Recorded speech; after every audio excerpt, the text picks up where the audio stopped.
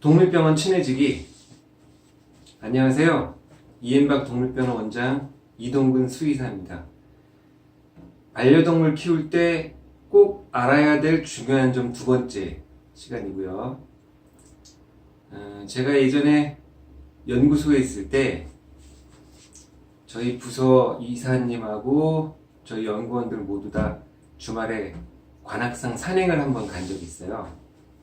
과천에서 출발해서 점심시간 때 출발해서 거의 한 대여섯 시간을 거쳐서 그 서울대 부근까지 내려가서 땀을 엄청나게 흘리면서 헥헥거리면서, 저는 산행 별로 안 좋아하는데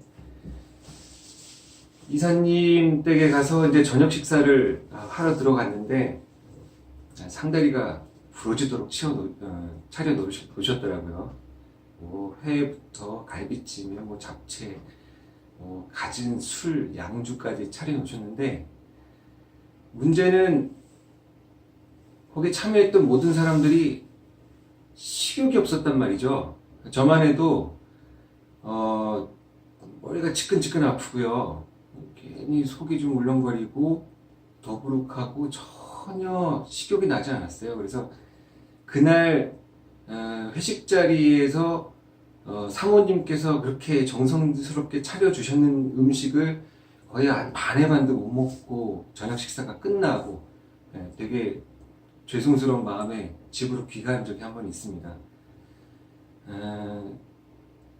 지금 제가 설명드리는 내용은 이게 바로 탈수 증세라는 건데요. 탈수 증세라고 하는 거는 뭐 어머님들도 많이 아실 거예요.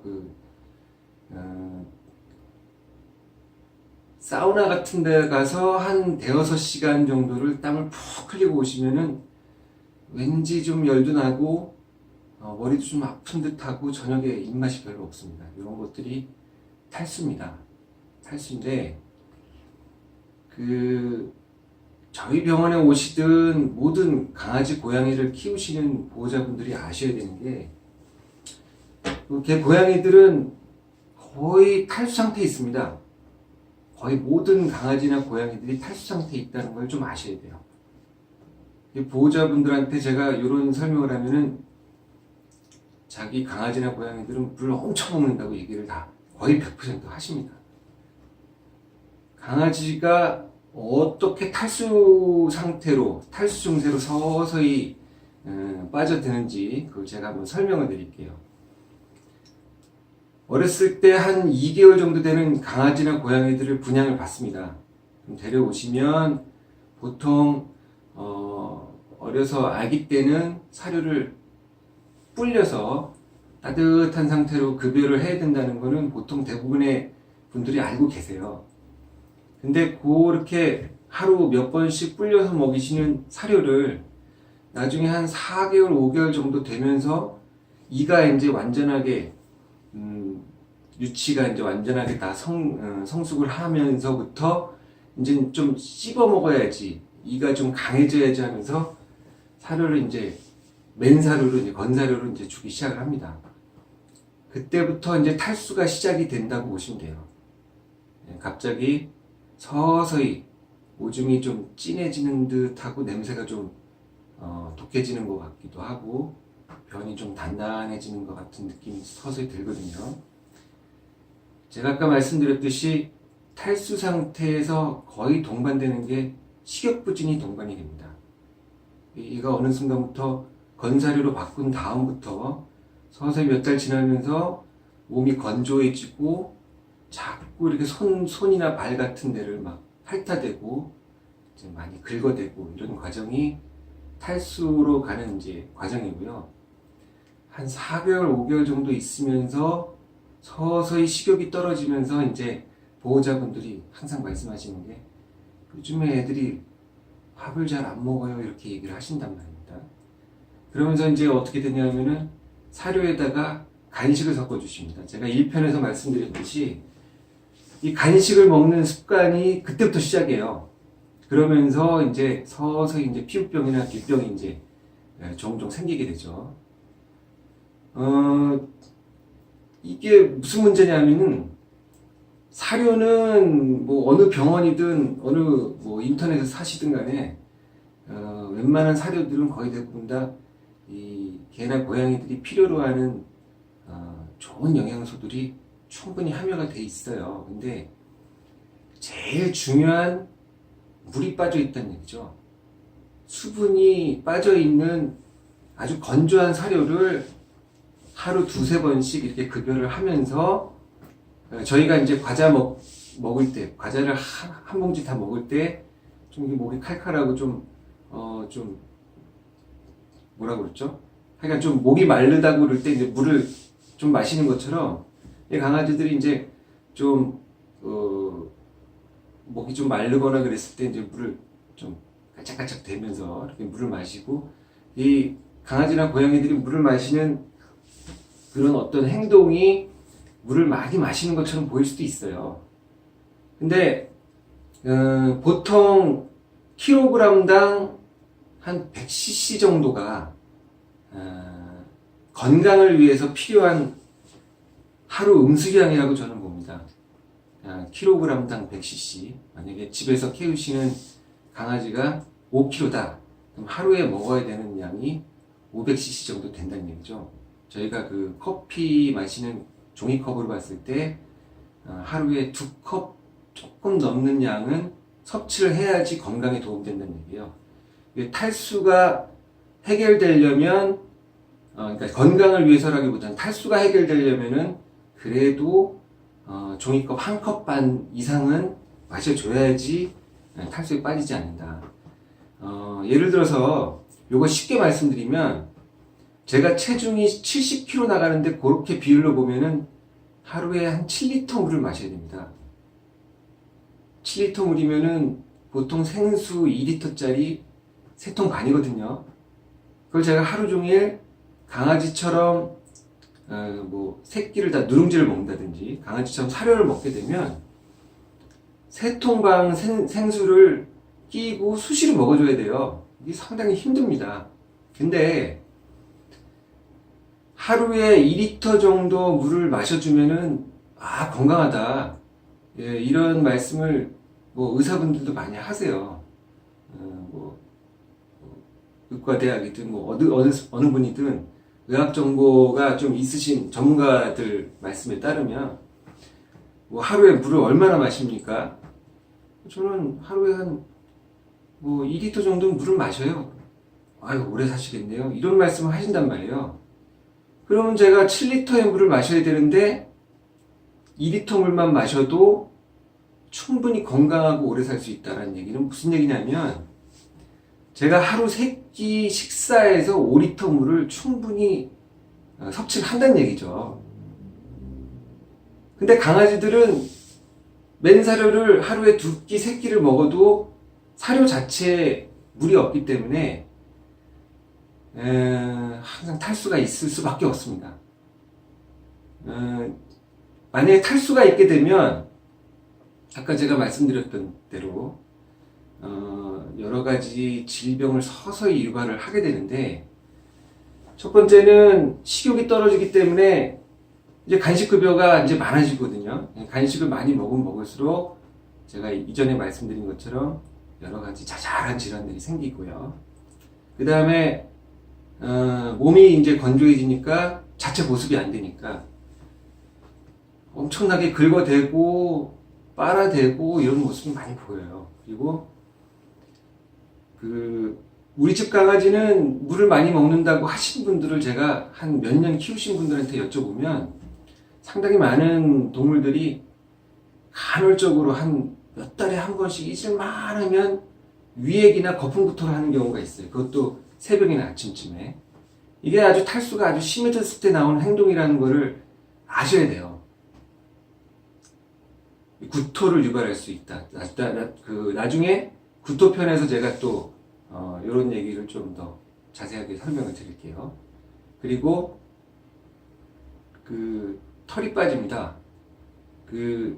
포메라니안 스피츠 같은 그런 어떤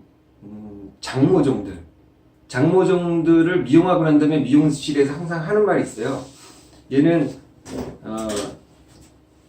미용을 하고 털이 민 자리에 듬성듬성 털이 안 날 수가 있습니다라고 얘기하는데, 그런 애들은 평소에 물을 많이 먹는 식습관을 유지하시면 그런 증상이 많이 없어집니다.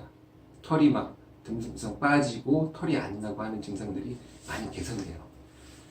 더 나아가서 혈액순환이, 수분 섭취를 많이 해서 혈액순환이 잘 되면 간, 신장, 나아가서 나중에 늙어서 노령견이 됐을 때 심장질환, 여러 가지 많은 질환들이 예방이 됩니다. 특히 이제 그 신장 같은 경우는 진한 피에서 진한 오줌을 싸는 그 중간에 독성물질을 배출하고 좋은 물질을 다시 흡수하는 기관인데, 상당히 피가 진하고 오줌이 진할수록 콩팥이 되게 힘들어 하거든요. 그리고 심장 같은 경우는 저희가 보통 사람 같은 경우는 심장병이 생겼다고 했을 때 일반적으로 협심증, 관상동맥이 막혀서 생기는 심근경색, 주로 이런 것들이 많이 있어요. 근데 강아지들은 상당히 거의 대부분의 심장질환이 이천판 폐쇄부조증으로 온단 말이에요. 판막이 제대로 안 닫힌다는 얘기죠. 판막이 제대로 안 닫히는, 한 10살 전후로 해서 이천판 폐쇄부전증이 생기는 이유는 저는 그렇게 생각합니다. 묽은 혈액이 잘 순환을 했을 때는 심장이 좀 덜 힘들고, 진한 혈액이, 끈적끈적한 혈액이 전체적으로 돌 때는 그걸 펌프질하는 심장이 상당히 힘들다는 얘기예요. 결국은 힘들게 문을 닫고 열고 하는 그 판막이 어느 정도 시간이 지나면 문이 제대로 못 닫히는 경우가 생겨서 그게 역류가 생기는데, 그게 이제 심장질환을 유발한다는 얘기죠. 그러면 물을 얼마나 마시느냐? 제가 아까 말씀드렸듯이 체중 킬로그램당 100cc입니다. 하루 양이. 4kg 되는 강아지나 고양이라면 400cc 정도 되는 거예요. 그 정도 양을 억지로 먹일 수는 없습니다. 물고문이죠. 자연스럽게 먹을 수 있는 방법은 딱 두 가지밖에 없는데요. 사료에다가 물을 말아주는 방법. 사료를 예를 들어서 누룽지를 먹는 거를 누룽밥으로 만들어주는 방법이에요. 강아지나 고양이들한테는 조금 맛이 없을 수는 있지만 건강을 위해서 사료는 적셔주셔야 된다. 또는 요즘 그 병원이나 시중에 수분이 함유된 습식사료, 반건조 사료가 많이 나와 있어요. 이 반건조 사료를 섭취하게 되면 제가 원하는 만큼의 수분 섭취는 안 되지만 그래도 탈수 정도는 해결할 수 있는 양의 물을 끼니마다 섭취를 하게 됩니다. 이렇게 그 사료를 적셔서 또는 반건조 사료를 섭취하게 돼서 탈수가 해결이 되면 아까 말씀드린 대로 그 정반대의 증상이 나타나게 되는데요. 일단은 털이 빠지고 듬성듬성 땜빵이 생기는 게 아니라 이제는 그 땜빵이 있었던 자리를 털이 이제 서서히 메꿔주게 되고, 이 식습관을 계속 하게 되면 나중에 그 털에 자체적으로 윤기까지 생깁니다. 털이 박혀있는 상피에는 혈관이 없는데 그 안쪽에 있는 진피 쪽에 있는 혈관에서 스물스물 액체가 상피 쪽으로 확산이 되면서 그 안에 있던 혈관 속에 있던 여러 가지 영양소, 산소, 영양물질, 항산화제 물질, 좋은 물질들이 다 털로 전해지게 되기 때문에 털에 윤기가 생기고 털이 이제 건강하게 되죠. 그 다음에 사료를 물을 함유하고 있는 사료를 먹게 되면 소화가 잘 됩니다. 보호자분들이 저한테 물어보는 게, 이 밥에 물 말아 먹으면 소화 안 되는 것처럼 사료를 물에 말아서 주면은 소화가 안 되는 거 아니냐, 이렇게 얘기하시는데요. 누룽지를 먹느냐 누룽밥을 먹느냐, 어느 게 더 소화가 잘 될 거냐, 그걸 말씀을 제가 드리거든요. 닥스훈트 같은 경우 제가 알고 있는 아주 음식에 관심 들린 동물 중에 대표적으로 제가 알고 있는데요. 닥스훈트가 사료를 씹지 않고 와구와구 먹고 그거를 다시 개원해서 다시 주워 먹는다, 이런 말씀 제가 많이 들어요. 자꾸 사료를 먹을 때마다 너무 급하게 먹어서 토하는데 어떡하느냐. 저는 불리든지 물을 말아서 사료를 급여해 보시라고 말씀을 드립니다. 그러면 그 증상이 즉시 없어집니다. 사료가 물을 함유했을 때 소화 능력이 더 향상된다는 얘기죠. 뭐 앞에서 말씀드린 것처럼 식욕부진도 해결이 되고 묽은 오줌을 많이 싸다 보니까 방광에 생길 수 있는 방광결석이라든지 방광염, 유도염들도 많이 예방이 됩니다. 더 나아가서 간, 콩팥, 심장에 아주 나이 들어서 생길 수 있는 어떤 평생 약을 먹어야 되는 그 질환들을 많이 예방을 할 수가 있죠. 결국은 무슨 얘기냐면은 강아지들이나 고양이들이 생길 수 있는 여러 가지 만병을 충분한 수분 섭취로 많이 해결을 할 수가 있다는 얘기예요. 고양이 같은 경우는 특히 사료에다 물을 좀 불려서 먹이시는 거가 좀 힘드신 분들은 인터넷에 알아보시면 고양이 생식요법이라고 생닭으로 하는 그런 레시피들이 많이 있어요. 고양이들은 강아지하고 조금 틀리게 좀 더 육식동물에 가깝기 때문에 단백질 급여량이 좀 많아져야 되는데 생고기로 할 수 있는 그 생식요법을 쓰시면은 그 자체 내에서도 수분이 많기 때문에 특히 고양이 같은 경우는 특히 강아지들보다도 자연스럽게 놔두면은 물을 많이 먹지 않는 동물이기 때문에 한 5살 이후가 되면은 이 신장부터 방광, 요도까지 이 비뇨기계 질환들이 상당히 많습니다. 특히 고양이들은 수분 섭취를 많이 할수록 병원에 내원할 수 있는 확률이 점점 이제 없어지는 거죠. 그래서 결국은 수분 섭취가 중요하다는 말씀을 드리고자 오늘 영상을 찍게 됐습니다. 많은 도움이 되셨으니까 다음 시간에 더 좋은 내용으로 찾아뵙겠습니다. 안녕히 계십시오.